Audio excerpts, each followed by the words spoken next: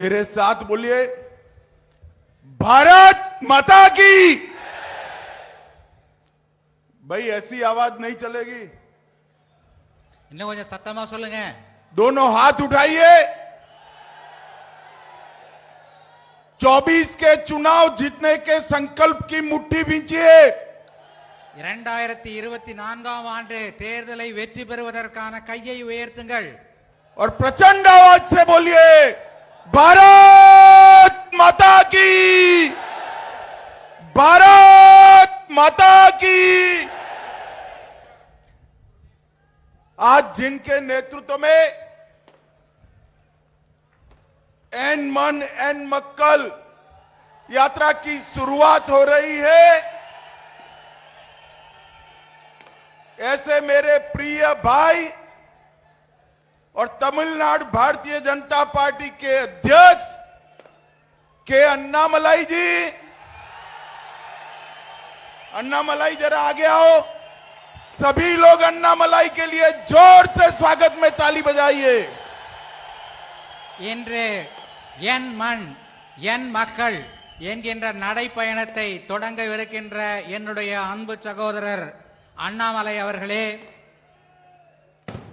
Doctor L Murugan जी, Shri R B Uday Kumar ji, AIADMK के नेता, श्री सीटी रवि जी, भारतीय जनता पार्टी के राष्ट्रीय महासचिव, श्री पी सुधाकर रेड्डी जी, यहां के हमारे प्रभारी श्री एसी षणमुगम जी, अध्यक्ष new India justice party, Shri G K Vasan ji, Tamil Maanila Congress party के नेता श्री टी देवनाथन यादव जी, अध्यक्ष India Makkal Kalvi Munnetra Kazhagam, Shri V John Pandian ji, Shrimati Vanathi Srinivasan ji, Shri Pon Radhakrishnan जी, श्री नयना नागेंद्रन जी, मंच पर बैठे हुए एनडीए का नेतृत्वगण और आज रामेश्वरम की रामनाथ स्वामी की भूमि पर आए हुए मेरे प्यारे भाइयों और बहनों, वणक्कम, नमस्कार। தேசிய ஜனநாயக கூட்டணியிலே அங்கம் வகிக்கின்ற மேடையிலே அமர்ந்திருக்கின்ற என்னுடைய அன்பு நண்பர்கள், எல்லா கட்சி தலைவர்கள் அவர்களே, இங்கே ராமநாத சுவாமியினுடைய அருளாசையை பெறுவதற்காக வந்திருக்கின்ற மக்களே, नाम छोड़ दो, नाम छोड़ दो, खाली नाम छोड़ दीजिए, बाकी का बोलिए।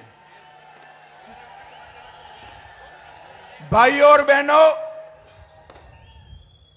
सबसे पहले मैं दुनिया की सबसे प्राचीन भाषा तमिल में बोल नहीं सकता हूं, इसलिए आप सबसे क्षमा मांगता हूं। உலகத்தின் மிக பழமையான மொழியாகிய தமிழ் மொழியிலே உங்களிடத்திலே பேச முடியாததற்காக முதலில் உங்களிடத்திலே நான் மன்னிப்பு கேட்டுக்கொள்கிறேன்। भारत की परंपरा, भारत की महान संस्कृति, हमारे धर्म और हमारी साझी विरासत के समागम जैसे रामेश्वरम की इस पवित्र धरती को मैं प्रणाम करता हूं। இந்த ராமேஸ்வர பூமியானது இந்தியாவின் இந்து மதத்தின் நம்முடைய பாரம்பரியத்தின் சின்னமாக விளங்குகிறது। இந்த பூமியின் மக்கள் அனைவருக்கும் நான் என் இருகரம் கூப்பி வணக்கம் தெரிவிக்கிறேன்। मित्रों, आज रामनाथ स्वामी के सानिध्य से हमारे नेता अन्नामलाई जी एन मन एन मक्कल यात्रा लेकर तमिलनाडु भर में पैदल चलने के लिए निकल रहे हैं। ராமநாத சுவாமி அவருடைய அருளாசியின் கூட எடுத்துக்கொண்டு நம்முடைய பாஜகவின் மாநில தலைவர் அண்ணாமலை அவர்கள் தமிழ்நாடு முழுவதும் நடைப்பயணம் செல்லவிருக்கிறார்। मित्रों, एन मन एन मक्कल यात्रा केवल राजनीतिक यात्रा नहीं है। அன்பு நண்பர்களே, இந்த என் மண் என் மக்கள் நடைப்பயணமானது வெறும் அரசியல் சார்ந்த நடைப்பயணம் அல்ல. एन मन एन मक्कल यात्रा महान तमिल भाषा को पूरी दुनिया में पहुंचाने की यात्रा है। என் மண் என் மக்கள் நடைப்பயணம் இந்த பழமையான தமிழ் மொழியை உலகம் முழுவதும் கொண்டு சேர்ப்பதற்கான ஒரு நடைப்பயணமாகும். एन मन एन मक्कल यात्रा तमिल संस्कृति को कश्मीर से कन्याकुमारी और कलकत्ता से लेकर सोमनाथ तक पहुंचाने की यात्रा है। இந்த என் மண் என் மக்கள் என்கின்ற நடைப்பயணம் தமிழகத்தின் இந்த கலாச்சாரத்தை பண்பாட்டை காஷ்மீரில் இருந்து கன்னியாகுமரி வரை கல்கத்தாவில் இருந்து சோமநாத் வரை கொண்டு செல்லும் ஒரு நடைப்பயணமாகும். एन मन एन मक्कल यात्रा महान तमिल संस्कृति को पूरे भारत के 130 करोड़ लोगों के मन में सम्मान पैदा करने की एक कवायद है। இந்த என் மண் என் மக்கள் நடைப்பயணம் இந்திய நாட்டின் 130 கோடி மக்களின் மனதிலே ஒரு மரியாதையை ஏற்படுத்துவதற்காக நடத்தப்படுகின்ற ஒரு நடைப்பயணம். एन मन एन मक्कल यात्रा तमिलनाडु को परिवारवाद से मुक्त करने की यात्रा है। என் மண் என் மக்கள் நடைப்பயணம் தமிழகத்திலிருந்து குடும்ப ஆட்சியை ஒழிப்பதற்காக செய்யப்படுகின்ற ஒரு நடைப்பயணம். एन मन एन मक्कल यात्रा तमिलनाडु को भ्रष्टाचार से मुक्त कराने की यात्रा है। என் மண் என் மக்கள் நடைப்பயணம் தமிழ்நாட்டை ஊழலிலிருந்து விடுவிப்பதற்காக செய்யப்படுகின்ற ஒரு நடைப்பயணம். एन मन एन मक्कल यात्रा तमिलनाडु के कानून और व्यवस्था को अच्छा बनाने का एक प्रयास है। இந்த என் மண் என் மக்கள் நடைப்பயணம் தமிழ்நாட்டிலே இருக்கின்ற சட்டம் ஒழுங்கை சீர்படுத்துவதற்காக செய்யப்படுகின்ற ஒரு நடைப்பயணம். और एन मन एन मक्कल यात्रा तमिलनाडु में भ्रष्टाचार के युग की समाप्ति कर विकास का युग गरीब कल्याण का युग शुरू करने की यात्रा है। ஊழல்வாதிகளை ஒழித்து ஏழை மக்களின் நலத்தை பேணுகின்ற ஒரு அரசினை உருவாக்குவதற்காக செய்யப்படுகின்ற ஒரு நடைப்பயணம் இந்த என் மக்கள் என் மண் என் மக்கள் நடைப்பயணம். आप थोड़ा लिख कर बोलिए तो गलती नहीं होगी। मित्रों, इस यात्रा में हमारे युवा नेता अन्नामलाई जी वाहन के द्वारा 10,000 किलोमीटर और पैदल 700 किलोमीटर की पद यात्रा कर तमिलनाडु की हर विधानसभा में जाने वाले हैं। இன்று இந்த நடைப்பயணத்தை தொடங்கி செய்தியை கொண்டு செல்லவிருக்கிறார் தன்னுடைய நடைப்பயணத்தின் மூலமாக திரு அண்ணாமலை அவர்கள். एमजी रामचंद्रन और महान जयललिता के गरीब कल्याण के मंत्र को गांव-गांव तक पहुंचाने के लिए हमारे नेता जाने वाले हैं। புரட்சி தலைவர் எம்ஜிஆர், புரட்சி தலைவர் ஜெயலலிதா ஆகியோரின் ஏழைகள் நலத்திட்டங்களை மீண்டும் கொண்டு வருவதற்காக இந்த நடைப்பயணத்தை செய்கிறார் நம்முடைய மாநில தலைவர் திரு அண்ணாமலை அவர்கள். मित्रों, एन मन एन मक्कल यात्रा के माध्यम से हमारे प्रदेश अध्यक्ष जी अन्नामलाई जी महान तमिल भाषा, महान तमिल संस्कृति, तमिल साम्राज्यों का इतिहास, तमिलनाडु के देश की समृद्धि में योगदान और प्रदेशवाद की जगह सबको साथ लेने वाला मोदी जी के राष्ट्रवाद को तमिलनाडु में प्रस्तापित करने जा रहे हैं। பாஜகவின் மாநில தலைவர் திரு அண்ணாமலை அவர்கள் தன்னுடைய இந்த நடைப்பயணத்தின் மூலமாக பாரம்பரியம் மிக்க தமிழ் மொழியையும் தமிழ் கலாச்சாரத்தையும் மேலும் வளப்படுத்தி நம்முடைய பிரதமர் அவர்களின் செய்தியை தமிழகத்தில் உள்ள அனைத்து மக்களிடமும் கொண்டு சேர்க்கவிருக்கிறார். मोदी जी ने हमेशा तमिल भाषा, तमिल संस्कृति और तमिल नेताओं के उद्गारों को समग्र विश्व में अनेक मंचों से दुनिया के सामने रखा है। பாரத பிரதமர் நரேந்திர மோடி அவர்கள் தமிழ் மொழியின் பழமையை சிறப்பினை உலகத்தின் பல்வேறு மேடைகளில் சென்று முழங்கி இருக்கிறார். यूनाइटेड नेशन में सबसे पहले विश्व की सबसे पुरानी तमिल भाषा में बोलने वाले प्रधानमंत्री हमारे नरेंद्र मोदी जी है। ஐக்கிய நாடுகள் சபையிலே உலகத்திலேயே மிகவும் பழமையான மொழியாகிய தமிழ் மொழியை பற்றி பேசியது நம்முடைய பாரத பிரதமர் திரு நரேந்திர மோடி அவர்கள். यथु मऊ रेया वरुमक लीर समग्र दुनिया एक है, ये G20 का घोष वाक्य तमिलनाडु संस्कृति से है।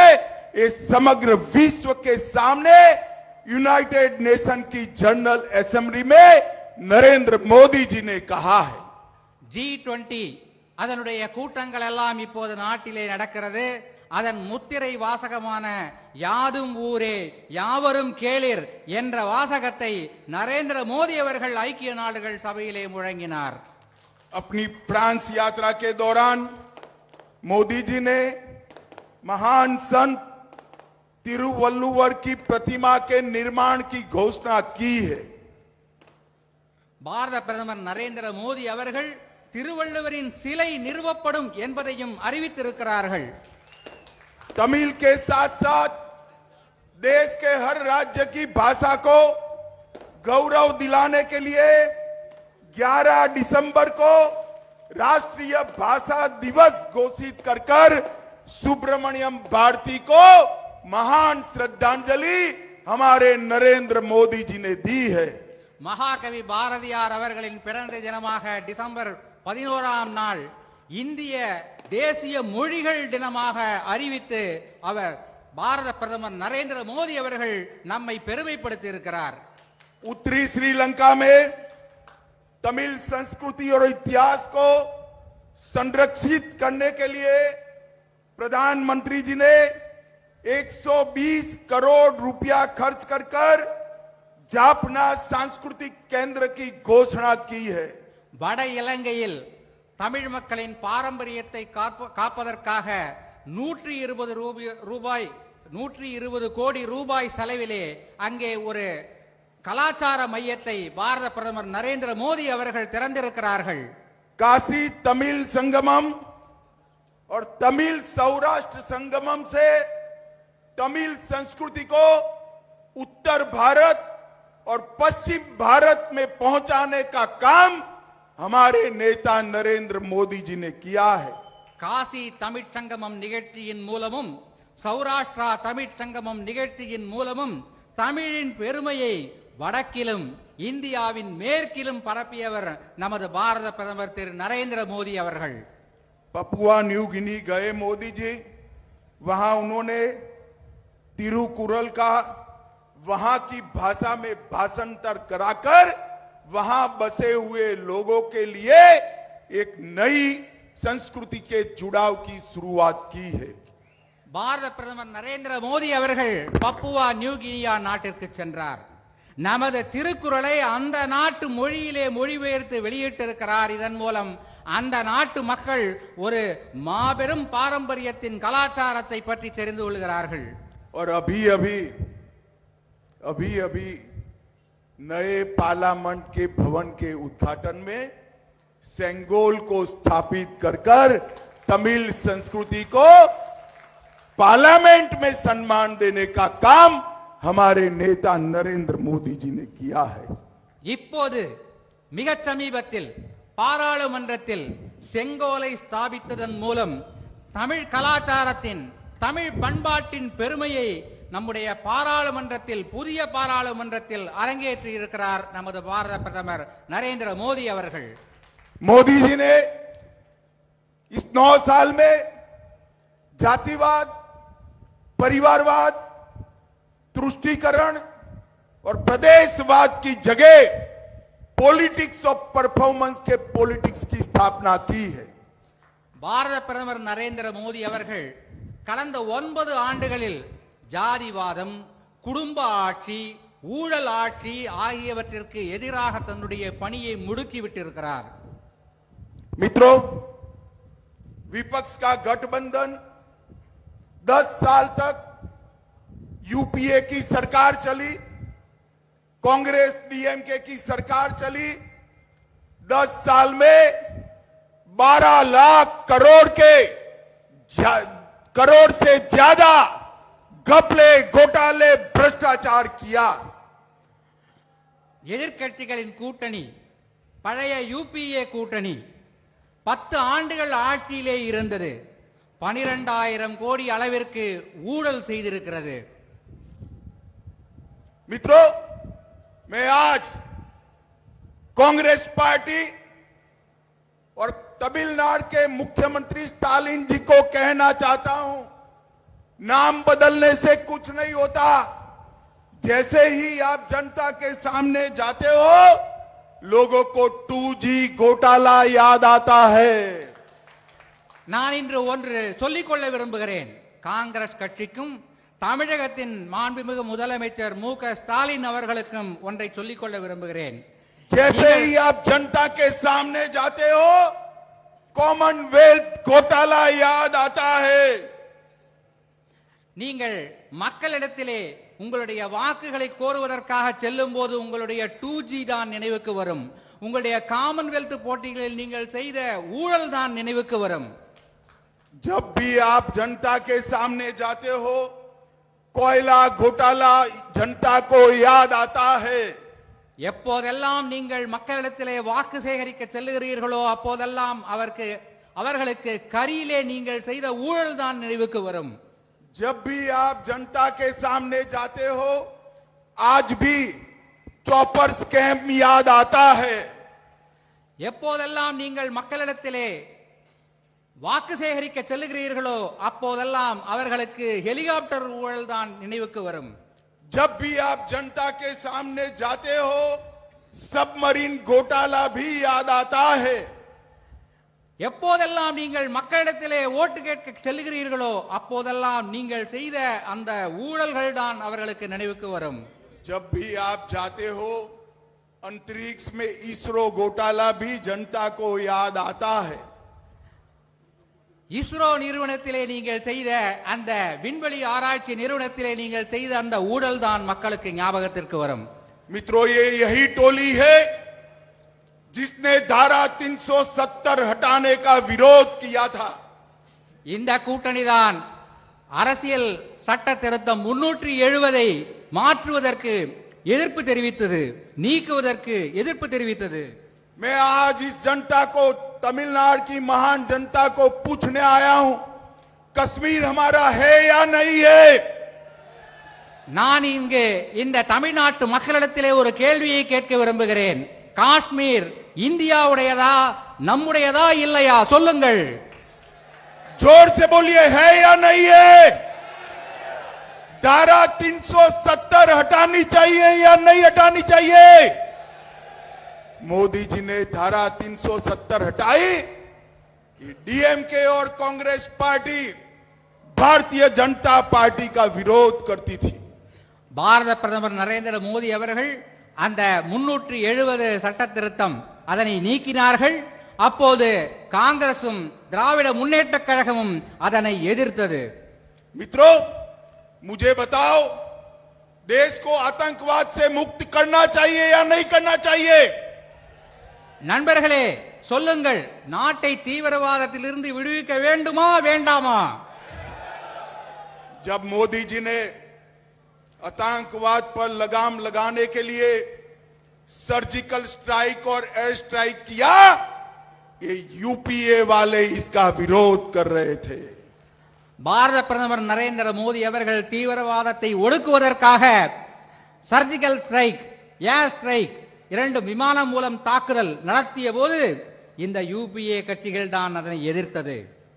मित्रों, आज मैं तमिल जनता को ये भी याद कराने आया हूं, यही कांग्रेस यूपीए के शासन में ही तमिलों का नरसंहार श्रीलंका में हुआ था। நண்பர்களே, மேலும் ஒரு விஷயத்தை உங்களுக்கு நான் இப்போது சொல்ல விரும்புகிறேன்.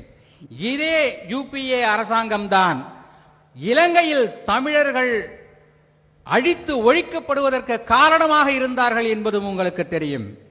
इन्होंने के समय में ही तमिल मछुआरों की दुर्दशा जो हुई, इसके जिम्मेदार डीएमके और कांग्रेस पार्टी है. இவர்களுடைய ஆட்சி காலத்திலே தமிழக மீனவர்கள் பட்ட கஷ்ட நஷ்டங்கள், துன்பங்கள் இவற்றிற்கெல்லாம் காரணம் யுபிஏ அரசாங்கமும் திராவிட முன்னேற்ற கழகமும் தான். मित्रों, ये विपक्ष का जो टोला है वो भारत का विकास नहीं करना चाहता है, अपने परिवार का विकास करना चाहता है. இந்த எதிர்க்கட்சி கூட்டணி நாட்டை வளர்க்க வேண்டும் என்று நினைக்கவில்லை, அவர்களது குடும்பத்தை வளர்க்க வேண்டும் என்று நினைக்கிறார்கள். सोनिया गांधी को, राहुल गांधी जी को प्रधानमंत्री बनाना है. சோனியா காந்தி அவர்களுக்கு ராகுல் காந்தியை பிரதமராக்க வேண்டும் என்ற ஆசை. स्टालिन जी को, उदय निधि को मुख्यमंत्री बनाना है. ஸ்டாலினுக்கு உதயநிதி அவர்களை முதல் மந்திரியாக்க வேண்டும் என்ற விருப்பம். लालू जी को, तेजस्वी को मुख्यमंत्री बनाना है. லாலு பிரசாத் யாதவ் அவர்களுக்கு பீகாரில் தேஜஸ்வி அவர்களை முக்கிய மந்திரியாக ஆக்க வேண்டும் என்று விருப்பம். ममता दीदी को अपने भतीजे को मुख्यमंत्री बनाना है. மம்தா அவர்களுக்கு அவருடைய மருமகனை மேற்கு வங்கத்தின் முதல்வராக ஆக்க வேண்டும் என்ற எண்ணம். और उद्धव ठाकरे जी को अपने बेटे को मुख्यमंत्री बनाना है. மகாராஷ்டிரத்தில் உத்தவ் தாக்கரே அவர்களுக்கு அவருடைய மகனை முதல்வராக்க ஆக வேண்டும் என்ற விருப்பம். वो भारत और तमिलनाडु को एम्पावर करना नहीं चाहते, वो अपने बेटे, भतीजे, बेटियों को एम्पावर करना चाहते हैं. இவர்கள் இந்தியாவையோ அல்லது தமிழ்நாட்டையோ வலுப்படுத்த வேண்டும் என்று நினைக்கவில்லை, தங்களுடைய மகனையோ மகளையோ அல்லது மருமகனையோ வளப்படுத்த வேண்டும் என்று நினைக்கிறார்கள். मोदी जी अकेले ऐसा नेता है जो दिन रात 24 घंटे में 20 घंटे तक भारत कल्याण की तमिलनाडु को आगे बढ़ाने की बात सोचते हैं. நரேந்திர மோடி அவர்கள் மட்டுமே நம் நாட்டில் இருக்கின்ற ஒரே தலைவர், இந்த நாட்டையும் தமிழ்நாட்டையும் வளப்படுத்த வேண்டும், நலத்திட்டங்களை வழங்க வேண்டும் என்ற ஒரே எண்ணத்திலே வாழ்கின்ற ஒரு தலைவர். मित्रों, ये तमिलनाडु में जो अभी सरकार चल रही है, देश की सबसे करप्ट सरकार अगर कहीं पर है तो ये डीएमके सरकार है. அன்பு நண்பர்களே, தமிழ்நாட்டிலே இப்போது நடக்கின்ற ஒரு அரசாங்கம் ஊழல் மிகுந்த ஒரு அரசாக இருக்கிறது. நாட்டிலேயே உலகிலேயே ஊழல் மிகுந்த அரசாக இருக்கிறது. अपने मंत्रिमंडल के एक मंत्री करोड़ों रुपए के घोटाले में ईडी ने अरेस्ट किए. शर्म आनी चाहिए स्टालिन जी आपको. आज भी जेल में होने के बावजूद आपने उसको मंत्री बनाकर रखा है. உங்களுடைய மந்திரி சபையிலே ஒரு மந்திரி ஊழல் வழக்கிற்காக கைது செய்யப்பட்டு இன்று கூட ஜெயிலில் இருக்கிறார். இப்போதும் நீங்கள் அவரை உங்களுடைய மந்திரி சபையிலே மந்திரியாக தொடர்ந்து வைத்துக் கொண்டிருக்கிறீர்கள். நீங்கள் வெட்கப்பட வேண்டும் ஸ்டாலின் அவர்களே. मुझे बताइए, जो जेल में है वो मंत्री रह सकता है क्या? ஜெயிலில் இருப்பவர் மந்திரியாக நீடிக்கலாமா? சொல்லுங்கள். जोर से बोलिए, उनका इस्तीफा लेना चाहिए या नहीं लेना चाहिए? அவர் ராஜினாமா செய்திருக்க வேண்டாமா? சொல்லுங்கள். मगर स्टालिन जी नहीं ले सकते. ஆனால் ஸ்டாலின் அவரது ராஜினாமாவை ஏற்க மாட்டார். क्योंकि उनके भय है कि इस्तीफा लिया तो सारे राज, सारे सस्पेंस वो खोल देंगे. ஏனென்றால் அவர் ராஜினாமா கடிதத்தை அவரிடத்திலிருந்து வாங்கினால் அவர் எல்லா ரகசியத்தையும் வெளியே சொல்லிவிடுவார். इसलिए वो इनका इस्तीफा नहीं ले सकते. இதனால் தான் அவர் அவரிடத்திலிருந்து ராஜினாமாவை பெற மறுக்கிறார். मगर मैं आपको बताता हूं स्टालिन, हमारे नेता अन्नामलाई ने सिर्फ एक ट्वीट किया और आपकी डीएमके सरकार की नींव हिल गई नींव। எங்களுடைய பாரதிய ஜனதாவின் மாநில தலைவர் கே அண்ணாமலை அவர்கள் ஒரே ஒரு ட்வீட் போட்டால் உங்களுடைய ஆட்சிக்கு பூகம்பம் ஏற்படுகிறது। और करोड़ों रुपए की घोटाले वाली फाइल तमिलनाडु की 8.5 करोड़ जनता के सामने आ गई। அவர்கள் செய்த பல கோடி ரூபாய்க்கான ஊழல் இப்போது தமிழக மக்களின் முன்னால் வெளிவந்திருக்கிறது। अब एक ट्वीट से आपकी इतनी दिक्कतें बनी है, अब अन्नामलाई 10,000 किलोमीटर की यात्रा लेकर निकले हैं, आपका क्या होगा? இந்த ஒரு ட்வீட்டின் மூலமாக நிலநடுக்கம் ஏற்படுகிறது என்றால் 10,000 கிலோமீட்டர் நடக்க போகிறார் எங்களுடைய தலைவர், அப்போது உங்களுக்கு என்ன ஆகும் யோசித்து பாருங்கள் ஸ்டாலின் அவர்களே। मित्रों, ये सरकार अवैध शराब माफियाओं की सरकार है। இந்த ஆட்சி ஊழல் பேர்வழிகளின் ஆட்சி, குற்றம் புரிவோர்களின் ஆட்சி। ये सरकार रेत माफियाओं की सरकार है। இந்த அரசு ரேட் மாஃபியாவின் ஒரு அரசாக இருக்கிறது। ये सरकार Tamil Nadu electricity generation and distribution निगम के घोटाले वाली सरकार है। இந்த அரசு தமிழ்நாடு மின் பகிர்வான கழகத்திலே ஊழல் செய்திருக்கின்ற ஒரு அரசு।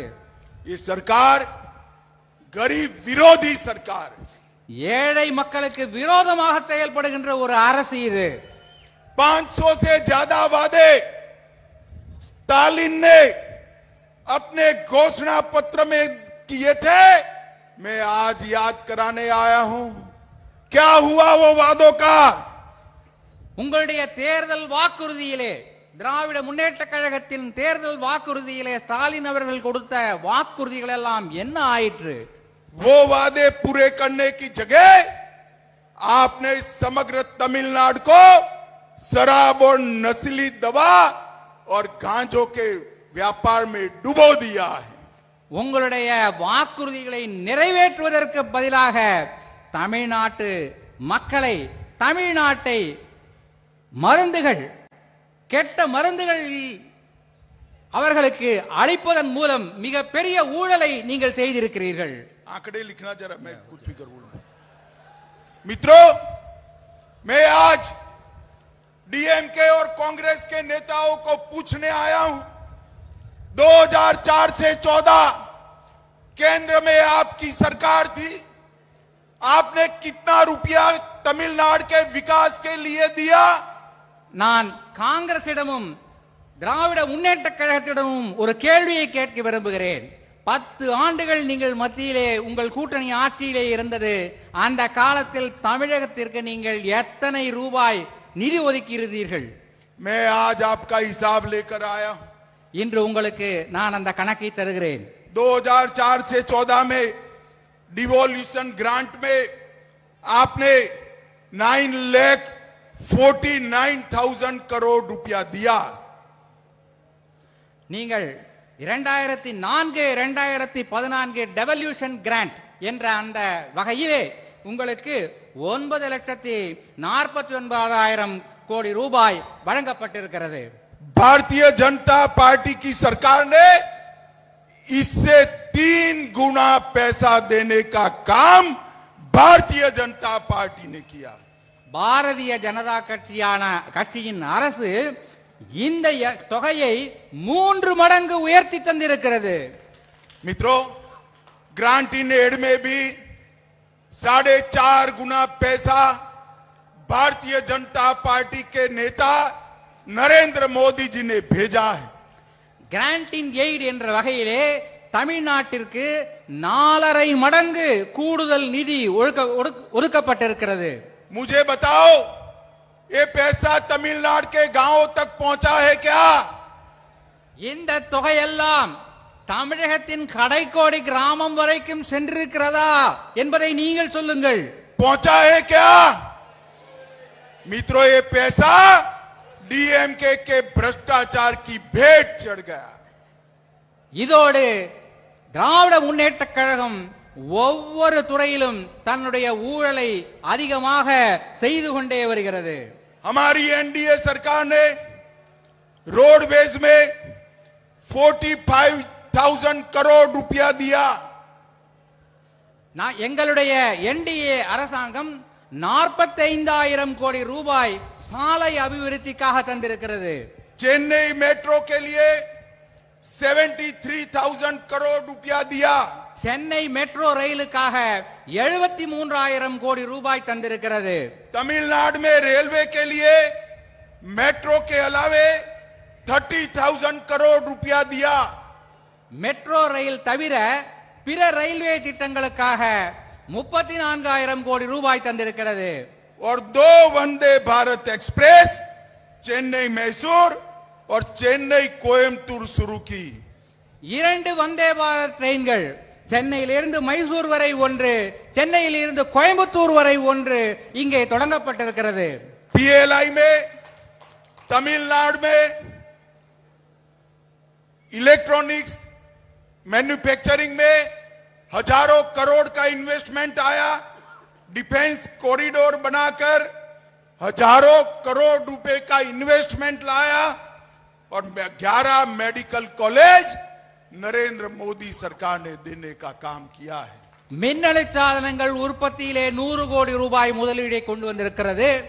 ராணுவ தளவாடங்கள் உற்பத்தி செய்வதற்கான தொழில்துறையிலே 1000 கோடி ரூபாய் முதலீடை கொண்டு வந்திருக்கிறது. அதோடு இன்னும் பல திட்டங்களை இங்கே என்டிஏ அரசு கொண்டு வந்திருக்கிறது. 11 மருத்துவக் கல்லூரிகளையும் கொண்டு வந்திருக்கிறது. और मित्रों, गरीब कल्याण के लिए 46 लाख किसानों को हर साल 6,000 रुपीस देने का काम नरेंद्र मोदी सरकार ने किया. ஏழைகளுக்கு உதவி செய்யும் திட்டமான கிசான் சம்மான் திட்டம், அந்த திட்டத்தின் மூலமாக 46,44,000 உழவர்களுக்கு வருடத்திற்கு 6,000 ரூபாய் தருகின்ற திட்டத்தை மோடி அரசு தொடங்கி இருக்கிறது. जल जीवन मिशन के तहत 86 लाख परिवारों को पानी का कनेक्शन आजादी के 75 साल के बाद नरेंद्र मोदी जी ने दिया. குழாய் மூலம் குடிநீர் வழங்கும் ஜல் ஜீவன் மிஷன் திட்டத்தின் கீழ் 86 லட்சம் மக்களுக்கு வீடுகளுக்கு நேரடியாக குழாயின் மூலம் குடிநீர் தருகின்ற திட்டத்தை நரேந்திர மோடி அவர்கள் செய்திருக்கிறார். 1,85 लाख लोगों को 5 लाख तक का पूरा हेल्थ का खर्चा आयुष्मान भारत के तहत फ्री ऑफ कॉस्ट किया. 1,86 லட்சம் மக்களுக்கு அவர்களுடைய மருத்துவ செலவை இலவசமாக அவர்கள் செய்து கொள்வதற்கு ஏற்ற வகையிலே ஆயுஷ்மான் பாரத் என்கின்ற திட்டத்தை பாரத பிரதமர் அவர்கள் கொண்டு வந்திருக்கிறார். 62 लाख परिवारों को टॉयलेट देने का काम किया. 62 லட்சம் மக்களுக்கு குடும்பங்களுக்கு கழிப்பறை வசதி ஏற்படுத்தி கொடுக்கும் திட்டத்தை பாரத பிரதமர் நரேந்திர மோடி அவர்கள் தந்திருக்கிறார்.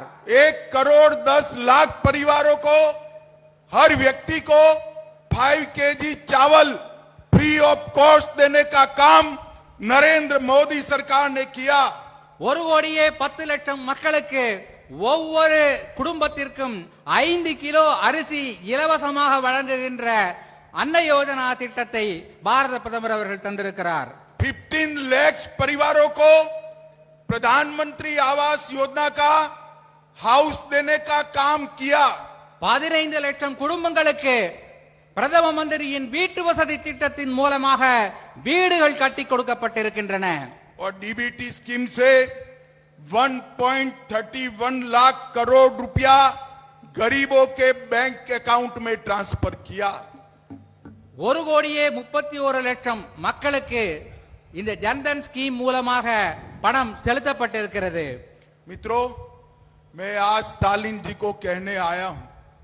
स्टालिन जी, मैंने एनडीए सरकार ने ये 9 साल में क्या किया, इसका हिसाब तमिलनाडु की 8.5 करोड़ की 8.5 करोड़ जनता को दिया है. आप यूपीए सरकार ने 10 साल में क्या किया था, इसका हिसाब तमिल जनता को दीजिए। நான் இன்று தமிழக முதல்வர் ஸ்டாலின் அவர்களிடம் ஒரே ஒரு கேள்வியை கேட்க விரும்புகிறேன். 9 ஆண்டுகளில் என்டிஏ அரசாங்கம் என்னென்ன திட்டங்கள் எல்லாம் கொண்டு வந்தது, எத்தனை தொகை ஒதுக்கப்பட்டது என்பதற்கான கணக்கு வழக்கினை நான் இங்கே இந்த தமிழக மக்களுக்கு தந்திருக்கிறேன். உங்களுடைய பழைய என்டிஏ அரசாங்கம் என்ன செய்தது என்பதை நீங்கள் சொல்லுங்கள். मित्रों, अंत में मैं इतना ही कहना चाहता हूं, एन मन एन मक्कल यात्रा हमारे नेता प्रदेश अध्यक्ष के नेतृत्व में, अन्नामलाई के नेतृत्व में तमिल संस्कृति, तमिल गौरव का पुनः जागरण तो करेगी, परंतु साथ में तमिलनाडु और 24 में मोदी जी के नेतृत्व में दिल्ली में भी फिर से एक बार एनडीए सरकार बनाएगी. இந்த என் மண் என் மக்கள் நடைப்பயணத்தை பாரதிய ஜனதா கட்சியின் தமிழ் மாநில தலைவர் திரு கே அண்ணாமலை அவர்கள் தொடங்கி இன்னும் 168 நாட்களில் முடிக்கவிருக்கிறார். இதை முடிக்கும் போது 2024ஆம் ஆண்டு நாடாளுமன்ற தேர்தலில் வெற்றி பெற்று பிரதமர் நரேந்திர மோடி அவர்கள் மீண்டும் பிரதமர் ஆவார். தமிழகத்திலும் மாற்றம் நடக்கும். मित्रों, अंत में तमिलनाडु की जनता को मैं करबद्ध निवेदन करता हूं, रिक्वेस्ट करता हूं कि आने वाले 24 के चुनाव में मोदी जी के नेतृत्व में हमारे सारे एनडीए के साथियों को वोट देकर सबसे ज्यादा सांसद तमिलनाडु से दिल्ली में भेजिए. நான் இங்கே கூடியிருக்கின்ற அனைத்து மக்களிடத்திலும் இருகரம் கூப்பி வேண்டி கேட்டுக்கொள்கிறேன். 2024ஆம் ஆண்டு நாடாளுமன்ற தேர்தலிலே பாரதிய ஜனதா கட்சிக்கும் மேடையிலே இருக்கின்ற எங்களுடைய கூட்டணி கட்சிகள் அனைத்திற்கும் வாக்களித்து அதிக அளவில் தமிழ்நாட்டிலிருந்து பாராளுமன்ற உறுப்பினர்களை நீங்கள் டெல்லிக்கு அனுப்ப வேண்டும் என்று கேட்டுக்கொள்கிறேன். मेरे साथ दोनों हाथ उठाइए, उठाइए दोनों हाथ. இரு கைகளை உயர்த்தி சொல்லுங்கள். मोदी जी को पीएम बनाने के संकल्प की मुट्ठी भींचिए. மோடி அவர்களை பிரதமராக்குகின்ற அந்த இலட்சியத்தை நினைத்து கையை முறுக்குங்கள். और प्रचंड आवाज से बोलिए, भारत माता की, भारत माता की, वंदे वंदे वंदे.